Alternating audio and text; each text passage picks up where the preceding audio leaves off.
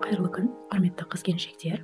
Бүгін сіздермен бірге кешкі асқа өте дәмді әрі өте ерекше болатын гүл ханым дайындайтын боламыз.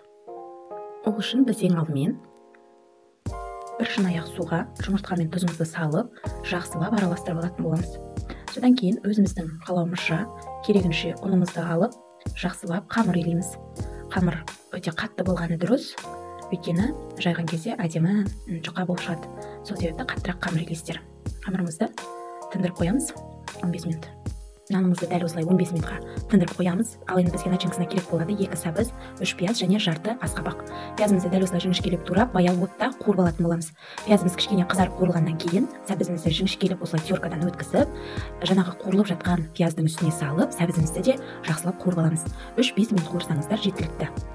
3-5 минут осылай араластырып, әдемілеп қуырып аласыздар.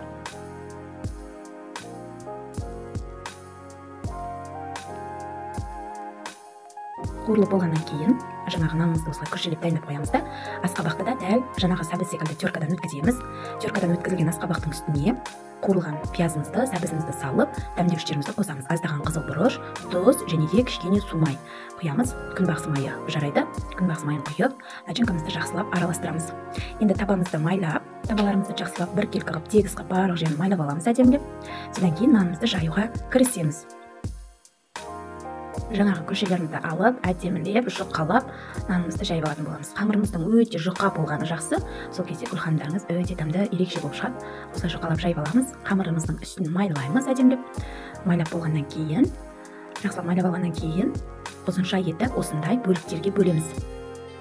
Бөліктерге бөлінген қамырымыздың үстіне дәл видеодағыдай начинкаларымызды салып шығамыз ортасына. Ортасына начинкаларды барлық жеріне жеткізіп, әдемілеп осылай салып аласыздар. Содан кейін қамырымызды қайырып ортасына қарай дәл осылай айналдырып, гүл ханымдарымызды жасаймыз. Валя, біздің гүл ханымдарымыз дайын. Енді оларды табаға әдемілеп тізіп, 30-35 минутқа пісуге жібереміз. 30-35 минуттан кейін сіздерде осындай керемет гүл ханым дайын болады. Отбасыларыңыздың, балаларыңыздың қуанып қалатыны сөзсіз. Сіздер де жасап көріңіздер.